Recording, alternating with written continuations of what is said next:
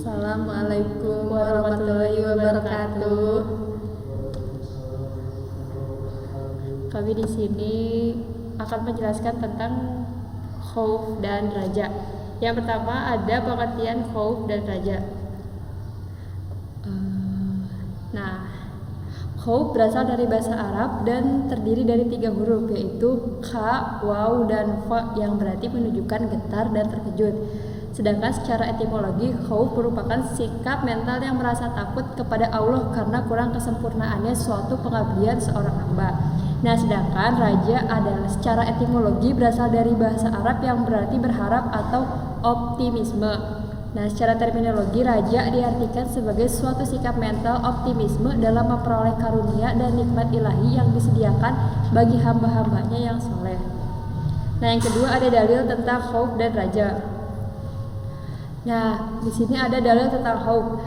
Allah ridho terhadap mereka dan mereka pun ridho kepadanya, yang demikian itu adalah balasan bagi orang yang takut kepadanya. Quran Surat Al-A'raf ayat 153. Nah, sedangkan ada salah satu dalil tentang raja yang berbunyi sabda Nabi Muhammad SAW, orang yang dungu adalah orang yang menuruti hawa nafsunya dan berharap akan surga Allah. Nah, yang ketiga ada ciri-ciri khauf dan raja.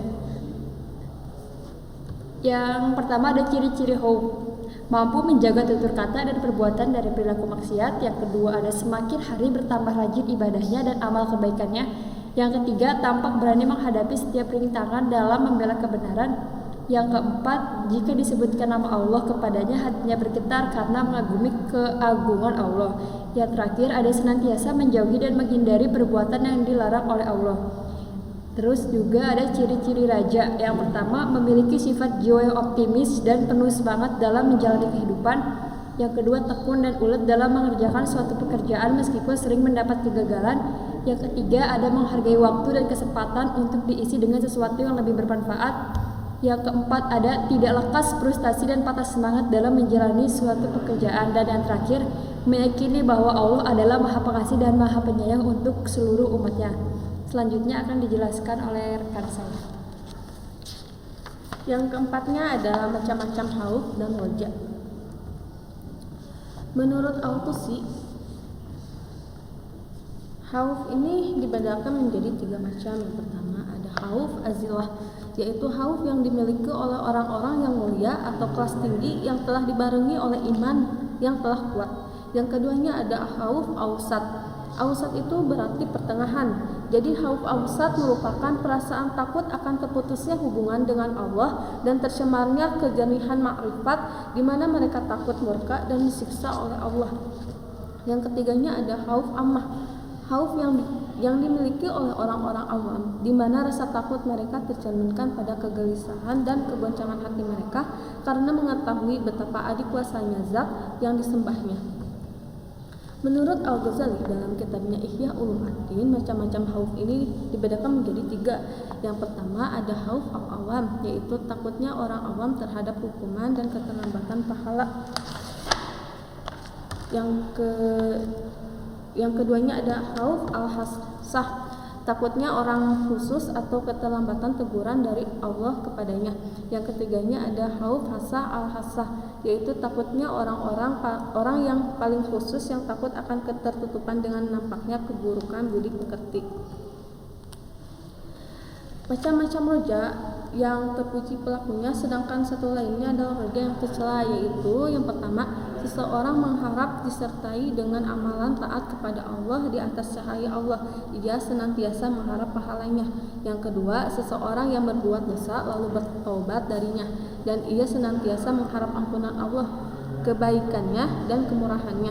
Yang ketiga, adapun orang yang menjadikan pelakunya tercela ialah seseorang yang terus-menerus dalam kesalahannya lalu mengharap rahmat Allah tanpa dibarengi amalan. Roja yang seperti ini hanyalah angan-angan belaka, sebuah harapan yang dusta. Yang ketiganya ada tingkatan khauf dan roja. Yang kelima, Al-Ghazali membagi khauf dalam 3 tingkatan, yaitu yang pertama ada khauf yang singkat. seperti perasaan takut yang biasa terjadi karena suatu sebab tertentu yang bersifat sementara. Seperti halnya apabila sebab itu hilang, maka takut itu juga ikut hilang dan kembali pada kelupaan. Maka inilah rasa takut yang singkat, yang lemah dan manfaatnya.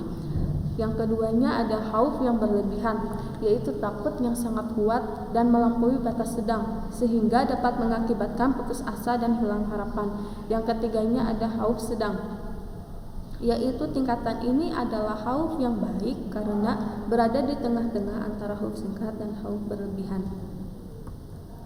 Nah, dari penjelasan yang sudah disebutkan dapat disimpulkan bahwa khauf itu sendiri adalah rasa takut atau khawatir terhadap sesuatu di masa depan yang belum diketahui dengan pasti dan dianggap membawa suatu bahaya atau keburukan.